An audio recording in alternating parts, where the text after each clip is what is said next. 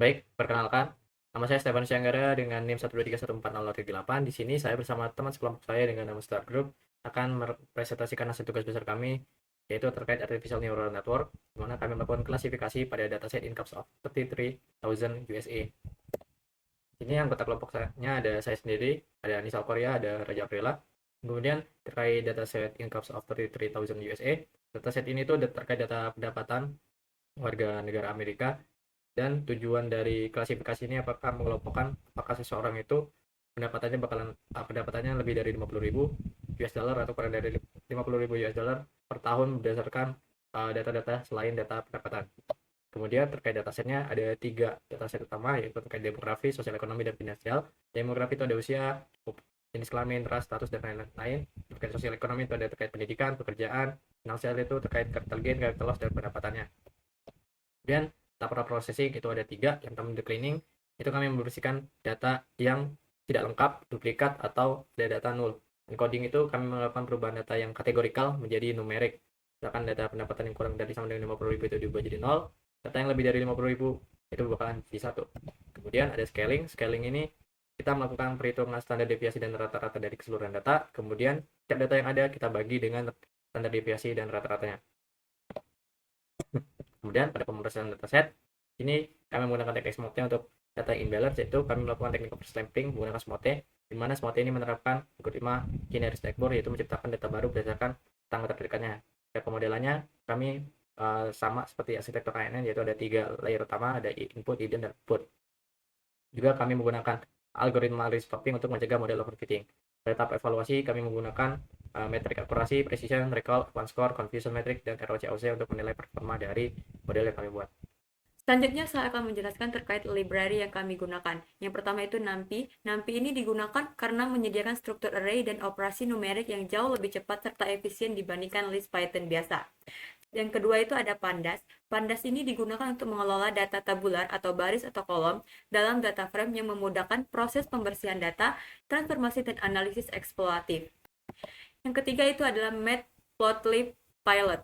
Yang Matplotlib ini digunakan untuk visualisasi dasar seperti histogram, line plot, dan scatter plot. Dan yang keempat itu ada Seaborn. Seaborn ini digunakan untuk menghasilkan visualisasi statistik yang lebih informatif dan estetik dibandingkan Matplotlib. Nah, selanjutnya itu ada Scikit-learn. Library Scikit-learn ini digunakan untuk menyediakan alat-alat pre-processing seperti standar scalar dan one-hot encoder. Fungsi pembagian data train test serta metrik evaluasi standar seperti akurasi dan klasifikasi report yang semuanya mudah diintegrasikan dalam sebuah pipeline. Selanjutnya adalah library SMOTE. Library SMOTE ini kami gunakan untuk menangani permasalahan ketidakseimbangan kelas dengan cara menghasilkan sampel sintesis yang lebih realistis untuk kelas minoritas. Dan terakhir itu adalah library TensorFlow dan Keras.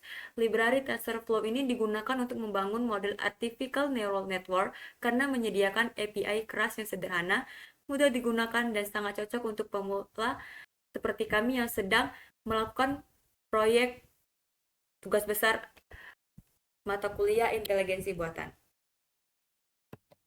Nah, selanjutnya itu kita masuk ke implementasi kode. Kita masuk pada sel pertama, yaitu import library utama. Nah, pada sel ini kita memasukkan semua library-library yang telah dijelaskan pada slide sebelumnya. Selanjutnya itu masuk ke sel 2, yaitu load dataset adul. Pada load dataset adul ini, kita memasukkan semua kolom-kolom dataset yang ada pada dataset adul data ini. Nah, kolom-kolomnya itu bernama age, work class, final wage, education, education no, marital status, occupation, relationship, race, sex, capital gain, capital loss, horse per week, native country, dan income. Nah, output yang dihasilkan itu akan berbentuk dalam bentuk tabel seperti yang ada pada di sini dengan jumlah data 32.561 dan 15 kolom. Selanjutnya itu masuk ke sel 3, yaitu pra-proses dasar. Pada pra-proses dasar ini kita akan melakukan pembersihan data. Yang pertama itu menghilangkan spasi di awal atau di akhir string pada setiap kolom objek. Yang kedua itu mengganti semua tanda tanya yang ada pada data menjadi none dan mengecek jumlah missing value per kolom. Nah, di sini kami melakukan pembersihan data seperti yang telah dijelaskan langkah-langkahnya sebelumnya, dan output yang dihasilkan adalah semua dataset yang mengandung none akan dihapus dan tersisa data sejumlah 30.162 data dengan 15 kolom. Selanjutnya masuk ke sel 5, yaitu fitur X dan label Y. Fitur X itu adalah seluruh data kecuali data income, dan fitur Y dan label Y itu adalah data income. Label Y itu terbagi menjadi 2 kelas, yaitu yang pertama itu kelas kurang dari sama dengan 50.000 dolar US, yaitu dinamakan 0, dan kelas lebih dari 50.000 US dollar itu 1. Nah, di sini selanjutnya kita akan mengecek apakah masih ada none di setiap label atau tidak. Dan setelah itu akan melakukan distribusi kelas. Yang pertama itu distribusi kelas dalam bentuk jumlah dan distribusi kelas dalam persentase. Nah, ini adalah hasil dari distribusi kelas yang telah dilakukan. Tapi sebelum itu, kita akan melihat bahwa jumlah none di label Y itu sudah tidak ada lagi atau berjumlah 0. Nah, di distribusi kelas itu kita bisa lihat bahwa terjadinya ketidakseimbangan data pendapatan, karena pada data income 0 itu berjumlah 22.654 data, sedangkan pada income 1 itu 7.508 data. Nah, pada distribusi kelas atau persentase itu data income 0 itu berjumlah 75% dan data income 1 itu 24%. Nah, kita bisa lihat di sini pada diagram batangnya bahwa sangatlah tidak seimbang antara data 0 dan data 1. Perkenalkan, nama saya Rangga dalam 1140084. Saya akan menjelaskan sel 6 sampai sel 9. Nah, dimana langsung saja di sel itu menentukan fitur numeric dan kategorikal. Nah, yang di sini terdapat dua fitur. Pertama itu numeric feature, sama kategori feature. Nah, numeric feature itu terdiri dari age, education norm, target, dan lain sebagainya ada di sini. Nah, itu semua itu angka. Nah, fitur ini tuh proses menggunakan standar scalar yang fungsinya tuh semacam menstandarisasikan angka agar berada pada skala yang sama. Nah, kemudian fitur kedua itu adalah fitur kategorial feature yang dimana dalam dari workplace, education, marital status, dan lain sebagainya. Nah, itu tuh fungsinya tuh seperti fitur kategorial ini harus diubah menjadi angka sebelum masuk ke model. Nah, untuk itu digunakan one hot encoder. Nah, untuk yang mengubah kategori menjadi matrix feeder. Nah, jika itu ada di sini ada transformer, transformer menggunakan itu kedua jenis transformasi tadi, scaling dan one hot encoding digabungkan dalam satu pipeline menggunakan kolom ini. Nah, dengan ini kolom numeric diproses dengan scalar, kolom kategorial diproses dengan one hot encoder. Nah, di bawah juga tuh ada penjelasan cara menyatakan katanya, numeric menggunakan scalar dan one hot encoder. Nah, oh iya, kalau kita dalamkan itu outputnya itu berupa matrix fitur saya digunakan. Ini fitur yang saya digunakan untuk nanti A. Oke, selanjutnya sel ke-7. Nah, sel ke-7 itu kita melakukan dua hal penting untuk membagi data menjadi train test lalu menerapkan processing ke masing-masing media. Nah, train test split dibagi menjadi 80% untuk training dan 20% yaitu untuk testing menggunakan train test split. Sekarang ini waktunya dari mana? Di bawahnya itu ada berdasarkan pembagi data menjadi train test dan melakukan transformasi. Pada sel ini dilakukan pembagian data set ada 40% training dan 20% test menggunakan train test split. Penggunaan stratify sebenarnya itu memastikan proporsi kelas atau dapat train maupun test. Nah, ketika transformasi dilakukan, preprocessor fit transform pada data train, preprocessor transform pada data test hingga scaling dan hanya encoding hanya di fit pada data output. Sel ini adalah sesuai ini explain prosesnya ada sel ke-8. Sel ke-8 ini menangani imbalance dengan semut hanya di data. Nah, kalau kita penjelasan menangani ketidakseimbangan kelas menggunakan smooth. Dapat kita ini masalahnya ketidakseimbangan kelas di mana kelas lebih dari 50 jumlahnya jauh lebih sedikit.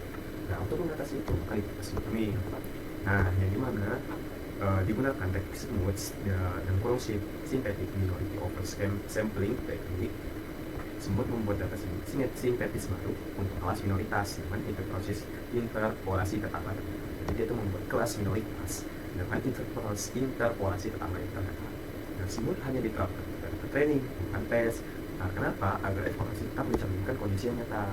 Nah, hasil studi ini menunjukkan bahwa jumlah kelas 0 dan 1 di training menjadi seimbang. Nah, 0 dan di awal itu tidak seimbang ya.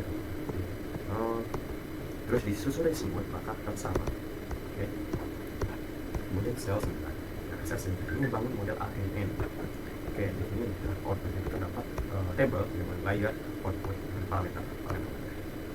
Nah, sel sebentar ini menjelaskan arsitektur neural network atau ANN yang digunakan dalam eksperimen untuk memprediksi apakah seseorang memiliki pendapatan lebih dari 50 ribu atau tidak. Nah, di bawah itu dijelaskan. Pada sel ini menjelaskan konsep arsitektur jaringan yang akan dibangun. Itu ada input layer, ada input layer. Nah, itu ada input. Oke, sebentar.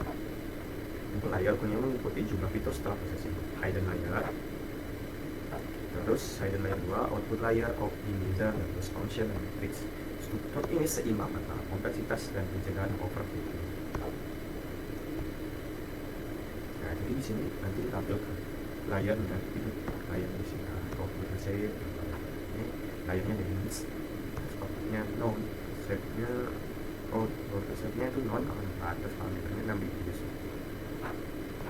Oke, sekian penjelasan dari saya. Baik, selanjutnya saya akan menjelaskan bagaimana proses training model kami berjalan.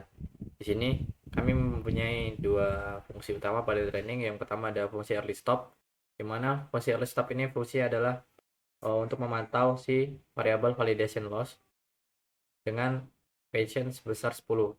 Jadi nanti ketika si validation loss ini sudah mulai tinggi, maka proses training akan dihentikan supaya model tidak menjadi overfitting. Kemudian di sini ada hasil training yang sudah kami lakukan. Dan di sini ada plot training dalam bentuk grafik. Di sini ada perbandingan antara training dan validation loss. Ada juga perbandingan antara training dan validation akurasi. Kemudian di sini ada evaluasi di test set, ada dalam bentuk confusion matrix, di mana bisa kita lihat untuk kelas yang 0 itu presisinya 0,91, recallnya 0,87, advance score-nya 0,89. Untuk yang lebih dari 50 presisinya 0,65, recallnya 0,75 dan advance score-nya sebesar 0,70. Kemudian di sini ada kurva undercurve, area undercurve, di mana area undercurve ini nilainya adalah 0,903. Yang di sini Rorschach curve itu menunjukkan hubungan antara true positive rate dan false positive rate. Sedangkan area under curve ini memberikan nilai tunggal yang menggambarkan bagaimana model itu. Dan model kami ini untuk angkanya itu mendekati 1, berarti performanya mendekati baik.